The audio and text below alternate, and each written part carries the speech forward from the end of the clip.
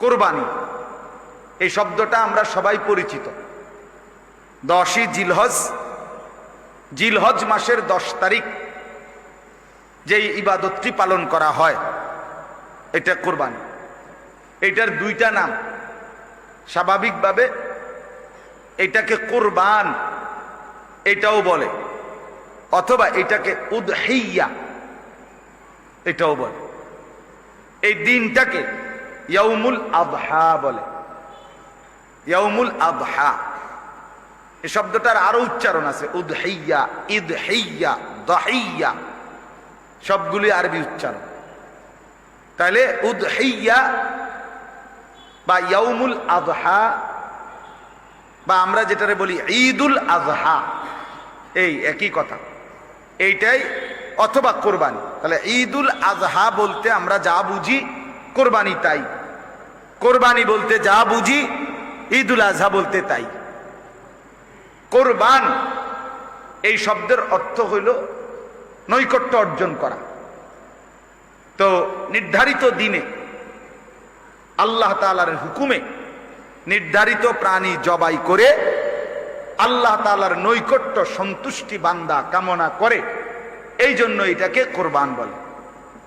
নাই তো যেই কোনো ইবাদত, যেই কোনো নেক কাজ যা শরীয়ত সম্মত, কোরআন সুন্নাহ সমর্থিত, তার দ্বারাই আল্লাহ তাআলার কুরব নৈকট্য হাসিল করার চেষ্টা করা যায়। এই জন্য আমরা অনেক সময় বলি যে জানের কোরবানি দিতে হবে, মালের কোরবানি দিতে হবে, দাওয়াত ও তাবলীগে বলে সময়ের কোরবানি দিতে হবে। এই তার মানে নিজের প্রিয় জিনিস আল্লাহ তাআলার সন্তুষ্টির জন্য পেশ করা, এটা হইল কোরবান। ভাই এই বৈশা বৈশা মোবাইল টিপলে এই এমনি সময়টা চলে যাবে, এই খামখেয়ালি করতে আর ছবি তুলতে তুলতে এক সময় দেখবেন আপনি আর কিছুই বুঝছেন না, এই গোড়ার গাছ লইয়াই যাবেন। এরপরে বুঝছেন, এই হলো কিছু মানুষের বদ আখলাক। মানে তার কথা হইল আমার কিছু বুঝার কিছু না, আমি তো সবে বুঝি, ইসলামও তো আমার আর বুঝার কি আছে। কাজে আমি শুধু দায়িত্ব হইল মোবাইলটারে সমৃদ্ধ করা। মোবাইলের ভিতরে যত লক্ষ ওয়াজ আমি জমাইতে পারলাম তত নেকি। হাসরের ময়দানে শুধু ফেরেশতা আমার থেকে কি চাইবে? মোবাইলটা চাইবে। এরপরে আমি শুধু কেমনে খোলন লাগে এটা কইয়ে দেবো ফেরেশতারে, এরপরে ফেরেশতা চেক কইরা এইটার ভিত্তিতে জান্নাত জাহান্নাম। ঠিক না? কথা কন না কা, এটার ভিত্তিতে। তো তাইলে এটা কি বলে, এটার মধ্যে কি বিষয়টা নিয়ে খামখেয়ালি?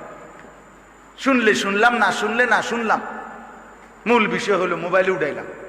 মোবাইলে এরপর এটা নিয়ে কারে দেখাইব? বাইক দেখাইব, যে গড়ে বেড়ি তরে দেখাইব, ওয়াজ চা হুজুরে। তো এতে বালা সুন্দর রেকর্ডিং ওয়াজ তো আছেই। বেড়ি কবি এটা কিতা উঠাইছে, ওঠে নাই, আওয়াজ সুন্দর হয়েছে না, চেহারা বেটকাই রয়েছে, কি তোতে লাভ হইল কে? এবার একে তো কিছু শুনলো না, ফাঁকে থেকে ঠিক মতো উঠলো না, এবার ধরা গেল না, এবার পুরা ধরা কিনা। এই জন্য আপনি যদি নিজে সামনাসামনি শোনেন, চোখের দিকে তাকাইয়া লাভ বেশি। বাস্তব, রাগ হইয়েন না, এমনি শক্ত করে কইলাম আরি। মূলত আসলে এটা অভিজ্ঞতা। সরাসরি শুনলে বরকত বেশি, ধারাবাহিক শুনলে, চোখের দিকে তাকাইয়া শুনলে লাভবান বেশি। আল্লাহ তাআলা আমাদেরকে বুঝার তৌফিক দান করে। চলেন তো বলতেছি কোরবান, কুরব, নৈকট্য হাসিল করা।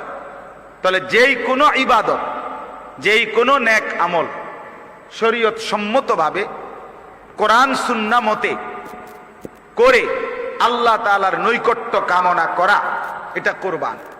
আর ওরফে বিশেষ পরিভাষায় আমরা আল্লাহ তাআলার হুকুমে জিলহজ মাসের 10, 11, 12 এই 3 দিন নির্ধারিত শরীয়ত কর্তৃক নির্ধারিত প্রাণী আল্লাহর সন্তুষ্টির জন্য জবাই করা, এটাও কোরবান। এটারে উদহিয়া বা ইয়াউমুল আযহা অথবা ঈদুল আদহা এটা বলে কা? এটার অর্থ হলো এই দোহা, এখানে একটা শব্দ আছে, মূল শব্দ দোহা। ওই যে কোরআন শরীফে একটা সূরাই আছে ওয়াদ-দুহা, এইটা যেই শব্দ, এইটা এই শব্দ দোহা, ওয়াদ-দুহা। এটাও ঈদুল আদহা, উদহিয়া, ইদহিয়া, দহিয়া, আদাহি।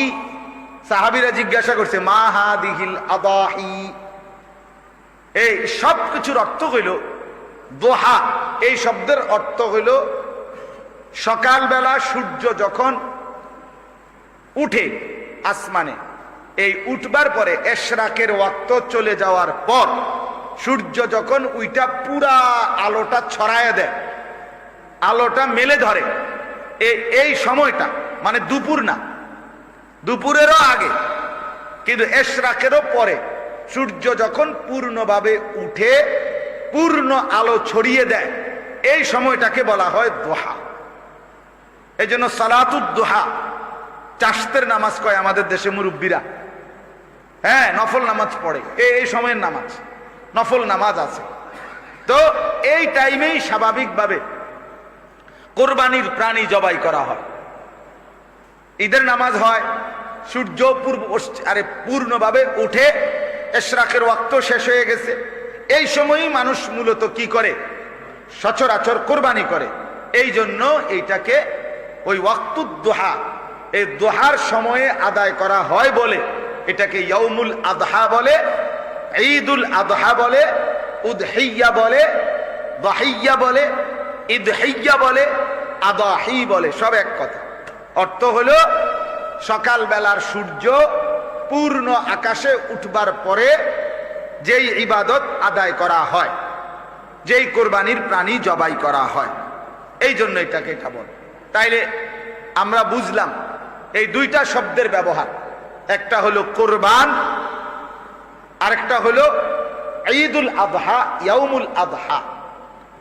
আদহা এই শব্দটি ব্যাপকভাবে হাদিসে ব্যবহৃত আছে, আর কোরবান এই শব্দটি কোরআন শরীফের মধ্যে ব্যবহৃত আছে সরাসরি।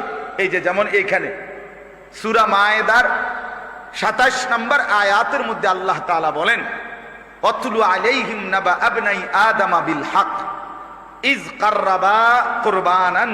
এই যে কুরবান, সরাসরি আদম আলাইহিস সালামের দুই ছেলের ঘটনা বলতে গিয়ে আল্লাহ তাআলা কুরবান এই শব্দটি কোরআনে উল্লেখ করেছেন।